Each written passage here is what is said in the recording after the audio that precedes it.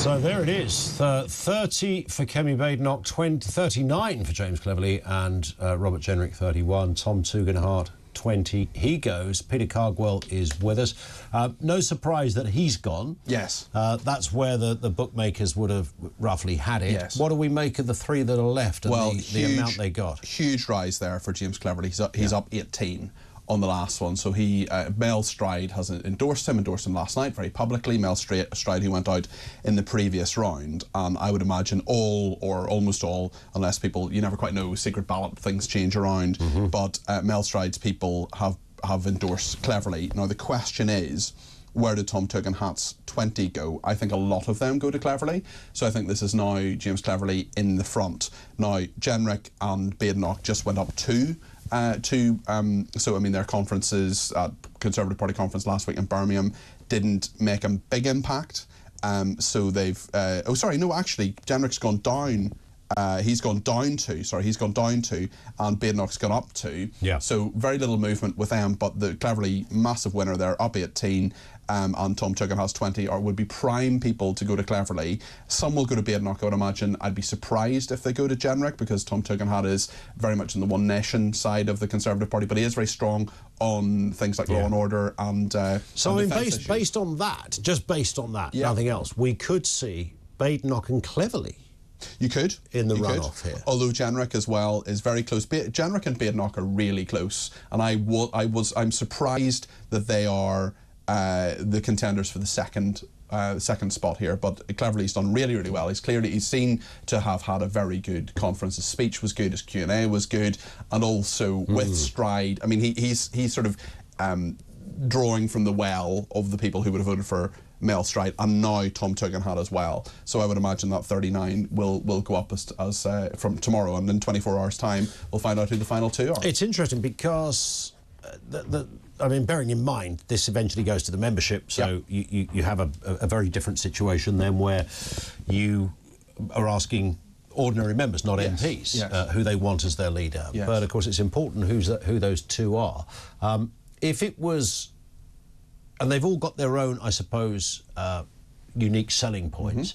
So Cleverly looks like the kind of, Cleverly is a bit more of a bruiser, if that's the right word. He looks like, you know, the bloke that's in control. And that's a key point, Ian, because what these people are asking, what I sensed at a Conservative Party conference in Birmingham last week, was a lot of them were saying, you know, we would do this, we would do that. But for at least 4.5 years, whoever wins this will be the leader of the opposition. And you've got to ask yourself, who is best at opposing here? Who is best at getting under Starmer's skin? Jenrick would be good. Badenoch is a great opposer. She's opposed Angela Rayner. There was a sort of semi-viral speech of 13 minutes where she took her down on housing. But Cleverly is the one who really is very good at this stuff. He's not afraid of a fight. Badenoch not either, but Cleverly's more experienced. But also the question is, does the Conservative Party base its electorate say, well, actually, you're involved with what happened previously, James Cleverly, Home Secretary, Foreign Secretary, Chairman of the Party, and that counts against him. Well, and also, I mean, the image, and, you know, who, like Jenrick is saying a lot of stuff that a lot of Conservatives like, but I don't think, you know, he looks quite vanilla when he's on the, you know, on the stage. Nigel Farage said he had no discernible personality.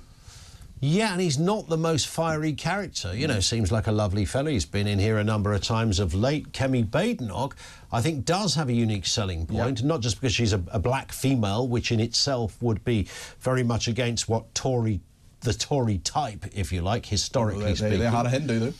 Well, I was about to say, I mean, in terms of diversity, they don't need any lessons from Labour on that one. No, we've never had a female leader. Absolutely right. But she's younger and she's bright. But is she experienced enough not to drop clangers where we know she has in the past? I think she had quite a bad conference. There were 3 very clear things that she did that caused a lot of controversy. Some people will say, oh, she was right to say it, but actually she doesn't seem to be able to get through an interview with a journalist without saying something controversial and something that causes her problems. And she often says, oh, I'm quoted out of context. And that's the classic thing a politician says when they know they've done something wrong, or they're failing to recognise that they've done something wrong. So whereas Cleverly can, as we know, we both interviewed him, he is someone who can get through interviews and say interesting things you kind of remember. without causing any problems. Yeah. So that's the sort of issue as well. I mean, image is important. I mean, I know it shouldn't be, but it is in the world we live in today. Cleverly's got to get rid of that beard. It looks like somebody drew it on from the Simpsons crew. It's just not right. He's got to get rid of that. He needs to get in touch with Lord Ali to get a new pair of glasses. Right. I don't know whether Mr. Ali will be keen to donate in that particular direction, but new specs... You know he didn't pay for the cat. I've established that he didn't pay for the cat, so it's not an Ali cat. Oh, dear. I didn't know there was a cat. Is there a new cat? Prince the cat. Have you not seen the? Do you not see the picture in the front of the Sunday Times with Starmer and the cat? What's happened to Larry? Larry's still there. Don't worry, it's all fine. Well, what about Larry and Prince? Do they get on well? I mean, did anybody check this? Yeah, I have checked this. I've watched those programmes where it matters, you know. Prince is confined to the Downing Street flat. He's a flat cat. Oh, flat cat. Whereas Larry rules the roost. Don't worry, Flat it's all cat, fine. like his furniture. Well, that's flat pack, sorry. That's it, flat pack. It's a similar thing. So tomorrow one of them goes. Where would your based on... I know it's very hard because this is all very close, and like you say, it was where Tugendhat supporters put their vote next. Yeah. Who do you think then? This time tomorrow, we will be sitting here. Yes. Who's going to walk the plank? So I think Tugendhat's people go to Cleverly largely, not all of them. And I think that there's a big question of who can take on Cleverly. And people will say, will it be Badenoch or will it be Jenrick? And I think some of her votes now go to Jenrick. I think it'll be Jenrick versus Cleverly.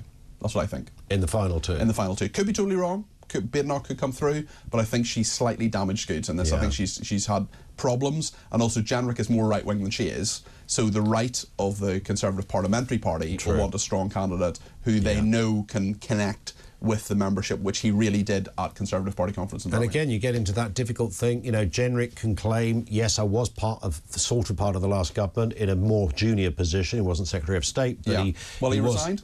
And he resigned from it. On principle. So Cleverly, you know, his enemies would say he's up to his neck in it. He was the Foreign Secretary, he was the Home Secretary, not for very long Home Secretary, but you know, certainly was Home Secretary. And also he's gone back on some of that stuff as well. He said stop the boats was a silly thing to say, even though he was the Home Secretary who was saying it. Yeah. So I mean, they'll all be attacked no matter what happens. And wasn't he off mic or somewhere heard talking about Rwanda being a bit, and then he used the S word? He I did. think, yes. The scheme there. Yes. So a lot of Tories. Although some people might like that, in that he can be quite honest. But I just wonder with the Jenrick thing, you know, will Tory members who are now going to vote kind of go, well, Jenrick's the man who's speaking our language, but so was Ian Duncan Smith speaking the language. But when it came to having a presence and that extra kind of vibe, the fire in the belly, it never quite worked, and they tried to sell IDS as the sort of the quiet man. Do you remember? And then there was that extraordinary conference when he said the quiet man turned up the volume. And then 2 weeks later, he was gone. It was just, oh my God, really? And yet he's one of my favourite politicians, IDS. I